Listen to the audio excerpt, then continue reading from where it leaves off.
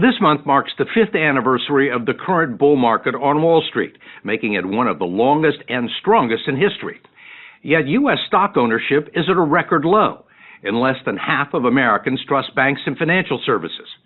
In the last 2 weeks, the New York Attorney General and the Commodities Futures Trading Commission in Washington have both launched investigations into high-frequency computerized stock trading that now controls more than half the market.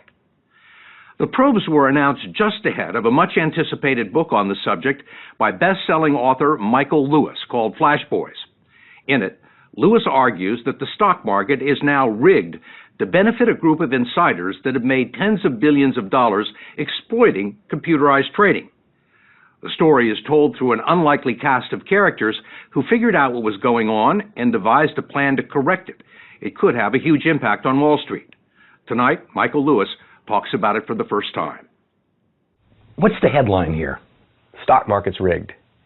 The United States stock market, the most iconic market in global capitalism, is rigged. By whom? By a combination of the stock exchanges, the big Wall Street banks, and high-frequency traders. Who are the victims? Everybody who has an investment in the stock market. Michael Lewis isn't talking about the stock market that you see on television every day. That ceased to be the center of U.S. financial activity years ago and exists today mostly as a photo op. This is the stock market that Lewis is talking about, the one where most of the trades take place now, inside hundreds of thousands of these black boxes located at more than 60 public and private exchanges, where billions of dollars in stock change hands every day with little or no public documentation. The trades are being made by thousands of robot computers programmed to buy and sell every stock on the market at speeds 100 times faster than you can blink an eye. A system so complex, it's all but invisible. If it wasn't complicated, it wouldn't be allowed to happen. The complexity disguises what is happening. If it's so complicated you can't understand it, then you can't question it. And this is all being done by computers? All being done by computers. It's too fast to be done by humans. Humans have been completely removed from the marketplace. Fast is the operative word. Machines with secret programs are now trading stocks in tiny fractions of a second, way too fast to be seen or recorded on a stock ticker or computer screen, faster than the market itself. High-frequency traders, big Wall Street firms, and stock exchanges have spent billions to gain an advantage of a millisecond for themselves and their customers, just to get a peek at stock market prices and orders a flash before everyone else, along with the opportunity to act on it. The insiders are able to move faster than you. They're able to see your order and play it against other orders in ways you don't understand. They're able to front-run your order. What do you mean front-run? It means they're able to identify your desire to buy shares in Microsoft and buy them in front of you and sell them back to you at a higher price. It all happens in infinitesimally small periods of time. Their speed advantage that the faster traders have is milliseconds, sometimes fractions of milliseconds. But it's enough for them to identify what you're going to do and do it before you do it at your expense. So it drives the price up. So it drives the price up, and in turn, you pay a higher price. Michael Lewis is not the first person to allege the stock market is rigged or that high-frequency traders are front-running the market. But he was the first to find Brad Katsuyama, who was the first to figure out how it was being done. A very unlikely character, a trader at the Royal Bank of Canada, a young Canadian man named Brad Katsuyama, realized that the market that he thought he knew had changed.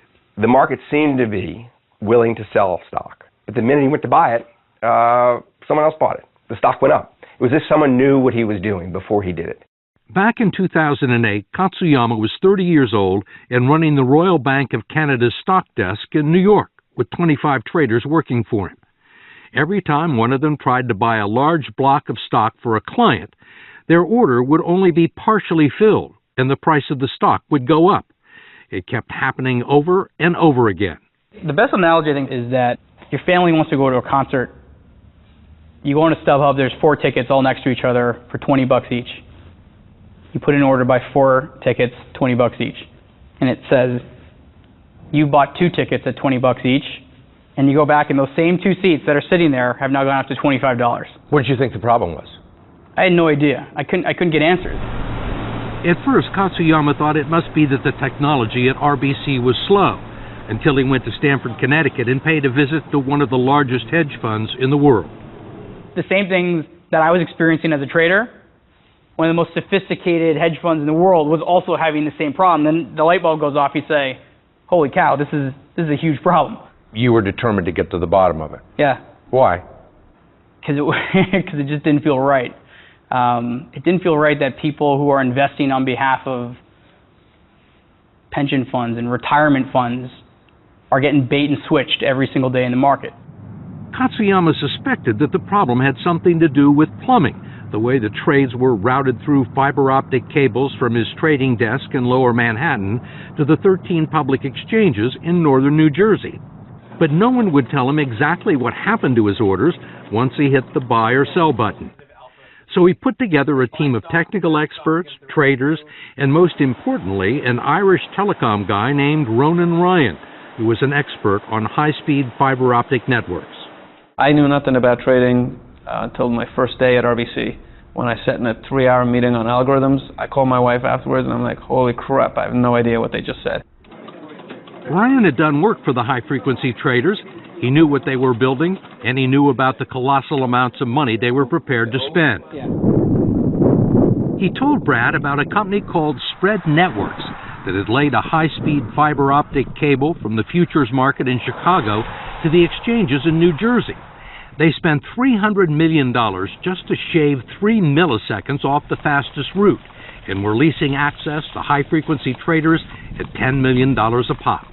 From Brad Katsuyama's point of view, when he heard they were willing to spend that kind of money for milliseconds, it told him that the sums involved are vast. That was one of the first questions he had. He says, all right, I'm getting ripped off. Everybody's getting ripped off, but what does it add up to? And I think when he heard the story of Spread Networks, he realized this is tens of billions of dollars we're talking about. Ronan Ryan also knew where all the cable was buried and had detailed maps of the fastest routes from the financial district in Lower Manhattan to the various stock exchanges in New Jersey, all calculated down to the millisecond. So I would sit there, roll out maps, and draw out this data center as a box and a line going through it. And they had no idea what I was on about. And then I'd be like, hey, are you guys aware of where these data centers are located? Of course you're arriving there at different time intervals. For Brad, the maps turned what had been an abstract idea into something he could actually see. The first place his orders were landing was the BATS exchange across the river in Weehawken, New Jersey, and high-frequency traders were lying there in wait. Brad realizes, oh my God, that's how I'm being front-run. I'm being front-run because my signal gets to the BATS exchange first, and they can beat me to all the other exchanges. It only took a tiny fraction of a second for Brad's trade to reach the next exchanges on the network, but the high-speed traders were able to jump in front of him, buy the same stock, and drive the price up before his order arrived, producing a small profit of just 1 or 2 pennies. But it was happening to everyone's trades millions of times a day. That adds up. You make it sound like a skim. What else would you call it? One hedge fund manager said I was running a hedge fund that was $9 billion, and that we figured that just our inability to make the trades the market said we should be able to make was costing us $300 million a year. That was $300 million a year in someone else's pocket. Is this illegal? No. That's the thing that's so shocking about all this. Well, you use the word front-running. Front-running is illegal. This form of front-running is legal. It's legalized front-running. It is crazy that it's legal for some people to get advance news on prices and of what investors are doing. It's just nuts. Shouldn't happen. Ronan knew the only way to beat the high-frequency traders was to take away their milliseconds advantage that allowed them to sniff out slower trades and beat them to the exchange. He had an idea how to do it. Then he said, you're probably better off trying to go slower, which means send the order to the exchange located the farthest away first, and send the order to the one that's located closest to you last. So stagger when you send them out with the goal of arriving at all places as close to the same time as possible. Katsuyama and his team developed software that did just that, allowing the orders of Royal Bank of Canada's customers to reach all of the exchanges at the same time, cutting the high-frequency traders out of the equation. And essentially our fill rates went to 100%. We couldn't believe it when we actually figured it out. So you beat speed by slowing it down. Yeah, as crazy as that sounds. Katsuyama and his team went out and began selling and explaining what they had discovered to the big mutual funds, pension funds, and institutional investors, people who had had suspicions that they were being front-run, but didn't know how. And nobody had really bothered or tried to figure this out until Brad Katsuyama came along. It was in nobody's interest to, correct. I spoke to dozens of investors, big investors, famous investors, who said that when Brad Katsuyama came into my office and laid out to me how the market was rigged, my jaw hit the floor. I mean, I knew something was wrong. I just didn't know what it was, and no one had told us. Part of those meetings led us to believe, holy cow, this is really something, because some of the most sophisticated, largest asset managers in the world, this is the first time they were hearing this story. And some of the most famous names in the American stock market heard the pitch. The Capital Group, T. Rowe Price, Fidelity, Vanguard. I mean, one after another. He was in their offices. They said, this man walked in. Why is he going to know how the stock market operates? And at the end of an hour, they said, oh my God, he understands. Hedge fund titan David Einhorn of Greenlight Capital is one of the believers. Was he able to show you how your orders were being front-run? Oh yeah, they had they got the marker and the whiteboard and started drawing maps and boxes and wires and locations, and yeah, we went through it in some detail. Did you find it interesting? It was. Clients like Einhorn encouraged Brad and his team to do something bigger. That's when Katsuyama, a conformist even by Canadian standards, decided to do something radical. In 2012, he quit his high-paying job as head trader at RBC and went off with some of his team to start their own exchange. You were making good money at Royal Bank of Canada. Right. Yeah. Millions of dollars. Right. I guess everyone knows that now, right? Right. Yeah. Why did you want to go off and walk away from that job and start a stock exchange? Yeah, it wasn't an easy conversation to have with my wife, that's for sure.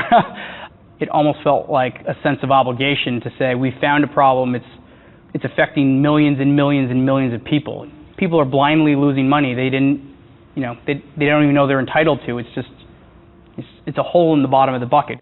They set out to build an exchange funded exclusively by large traditional investors. They called it IEX, the Investors Exchange, and quietly launched it in October with the support of some of the biggest players on Wall Street. And it comes with built-in speed bumps to eliminate the advantage of high-speed predators. And the way they did it was they coiled 60 kilometers of fiber optic cable between themselves and the high-frequency traders' computers. So they call it the magic shoebox. It's a box and it looks like it's got a fishing line in it. But essentially, a high-frequency trader, if he tries to react on the IEX exchange, his trade goes woo, woo, woo, for 60 kilometers so he's an East Jesus. So it gets there at the same time as everybody else's. Do you think that they can game you? I think that they'll try to game us. I think the fact, though, that we've gone and met with the majority of the biggest high-frequency firms to explain what the magic shoebox is doing, and that people haven't said, oh, that's rubbish, that won't work. We've had many ask us for a back door, to be honest, so that says something that it'll work. We're up to 38.5 million shares. The exchange is off to a strong start, although it is still very small, with lots of powerful enemies that like the status quo and are trying to starve IEX by discouraging customers from using them. Greenlight Capital's David Einhorn is one of the investors. Do you think IEX will survive? I think it's going to succeed. I think it's going to succeed in a very big way. Just last week, IEX received a strong endorsement from Goldman Sachs, whose top executives cited it as a model for a more stable and less complicated stock market. We're selling trust. We're selling transparency. And to think that trust is actually a differentiator in a service business is kind of a crazy thought, right? Why is this kid, why is he able to all of a sudden sit at the center of the American stock market? And the answer is, when someone walks in the door who is actually trustworthy, he has enormous power. And this is the story of trying to restore trust to the financial market.